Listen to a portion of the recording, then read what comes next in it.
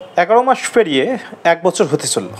বিগত 1 বছরের চিত্র যদি একটা ছবিতে তুলে ধরা যায়, বলতেই হবে সরকারের আইন উপদেষ্টা অবরুদ্ধ হয়ে রয়েছেন, জানালার ফাঁক দিয়ে উঁকি দিচ্ছেন, ছাত্রদের কাছে ক্ষমা চাচ্ছেন এবং ছাত্রদের প্রতিশ্রুতি দিচ্ছেন। মাইলস্টোনে যেদিন বিমান বিধ্বস্ত হলো, সারা বাংলাদেশকে সেদিন নাড়িয়ে দিয়েছে। সরকার তার প্রকৃত অবস্থান টের পেয়েছে। তারা যে ধরনের প্রতিশ্রুতি দিয়ে, যে ধরনের স্বপ্ন দেখিয়ে বিগত 11টা মাস বিভিন্ন ধরনের বক্তব্য দিয়েছে, সত্যিকার অর্থে সেই বক্তব্যের সঙ্গে বাস্তবতার কোনো মিল নেই। যেদিন মাইলস্টোনে বিমান বিধ্বস্ত হলো, তার পরের দিনেই আইন উপদেষ্টা, শিক্ষা উপদেষ্টা এবং প্রধান উপদেষ্টার প্রেস সচিব শফিকুল আলম তিনজনে গিয়েছিলেন মাইলস্টোন পরিদর্শন করতে। সেদিন ওখানে গিয়ে তারা 8 ঘন্টার মতো অবরুদ্ধ হয়ে পড়েন, ভুয়া ভুয়া ধ্বনির মধ্যে পড়েন এবং তাদের দিকে স্যান্ডেল, পানির বোতল পর্যন্ত নিক্ষেপ করা হয়। শেষ পর্যন্ত তারা একটা রুমে অবরুদ্ধ থাকেন। একটা পর ভাবুন, দেশে একটা সরকার রয়েছে, তারা মনে করে জনগণ তাদেরকে ম্যান্ডেট দিয়েছে। এই ম্যান্ডেট এমনই ম্যান্ডেট, তারা যা খুশি তাই করতে পারে জনগণ এবং দেশের স্বার্থে। কিন্তু 11 মাস পরে বাস্তবতা বা রিয়েলিটি এটি, সেই জনগণে তাদেরকে অবরুদ্ধ করে। মাইলস্টোনে যেদিন বিমান বিধ্বস্ত হলো, সেদিনই সারা বাংলাদেশ কেঁপে গেছিল, দুঃখ ভারাক্রান্ত হয়ে গেছিল সবাই, সবার মনকে নাড়িয়ে দিয়েছিল সেই চিত্রগুলো। পরের দিনই প্রধান উপদেষ্টা রাজনৈতিক দলগুলোর সঙ্গে পর্যায়ক্রমে বসে। আজ তৃতীয় দিন, তৃতীয় ধাপে 13টি রাজনৈতিক দলের সঙ্গে উনি বৈঠক করেছেন। বৈঠক শেষে 12 দলীয় জোটের প্রধান মোস্তফা জামাল হায়দার উনি সাংবাদিকদের বলেছেন, আগামী 4-5 দিনের মধ্যে প্রধান উপদেষ্টা নির্বাচনের তারিখ ঘোষণা করবে। আমরা বিগত 11 মাস অনেককেই বলতে শুনেছি প্রধান উপদেষ্টা আর 5 বছর, আর 5 বছর, অর্থাৎ ওনারা প্রধান উপদেষ্টাকে আরও 5 বছর রাখতে চান। দেশের কী ক্ষতি হয়েছে বা কী উপকার হয়েছে সেটা এক বাক্যে শেষ করতে পারবে না। তবে একটা বাক্যে যদি আপনাদেরকে বলা হয়, কেউ কি বলতেছে এই সরকার আরও 5 বছর থাকুক?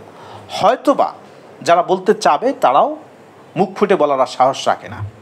কিছু কিছু লোক চাইবে হয়তো বা, যারা ব্যাপক সুবিধা পাচ্ছে বা নির্বাচন হয়ে গেলে যাদের আর কোনো অবস্থানই থাকবে না, তারা হয়তো মনে মনে চাচ্ছে এই সরকার আরও দীর্ঘদিন থাকুক। এটাও সত্য, ডক্টর মোহাম্মদ ইউনূসের সরকার তারাও চেয়েছিল দীর্ঘদিন বাংলাদেশের শাসন ক্ষমতায় থাকা। কিন্তু বাস্তবতা কি বলে, সেটা কল্পনাই ছিল, সেটা কোনোদিন আর বাস্তবতা আসবে না। দেশের রাজনৈতিক দলগুলো সময় সময় নির্বাচন চেয়েছে। কেন চেয়েছে? কারণ এই অন্তর্বর্তীকালীন সরকার দেশটাকে নিয়ন্ত্রণ করতে পারতেছে না।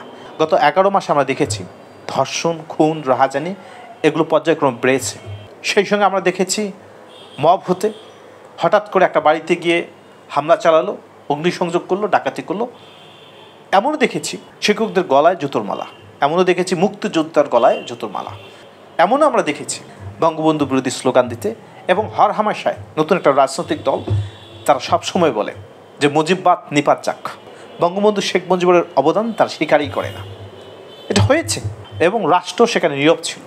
এবং অনেকেই বলতেছে নতুন রাজনৈতিক দলকে এই রাষ্ট্রই পৃষ্ঠপোষকতা করতেছে। বাংলাদেশের মানুষ সংগ্রামী মানুষ, তার প্রত্যেকটা বিপদ আপদে যেমন নিজেদেরকে সহযোগিতা করে, ঠিক তেমনি দেশের জন্য তারা বিদ্রোহ করে। দেশের মানুষ যে দিন দিন ক্ষিপ্ত হচ্ছে, এই সরকার সম্ভবত টের পেয়েছে। তারপরেও আমরা অপেক্ষায় থাকতে চাই, কারণ 11 মাসে এই সরকার অনেক পরিকল্পনা করেছে। এই পরিকল্পনাগুলো তো এমনি এমনি হয়নি। যতদিন পর্যন্ত না এই সরকার একটা নির্বাচনের তারিখ ঘোষণা করতেছে, ততদিন পর্যন্ত এই 12 দলীয় জোটের প্রধান মোস্তফা জামাল হায়দারের কথা কীভাবে বিশ্বাস হয়?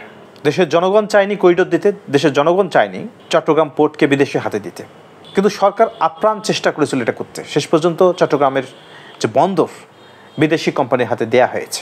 একের পর এক বৈঠক হয়েছে মার্কিন প্রশাসনের সঙ্গে। এসব তো জনগণ চায়নি।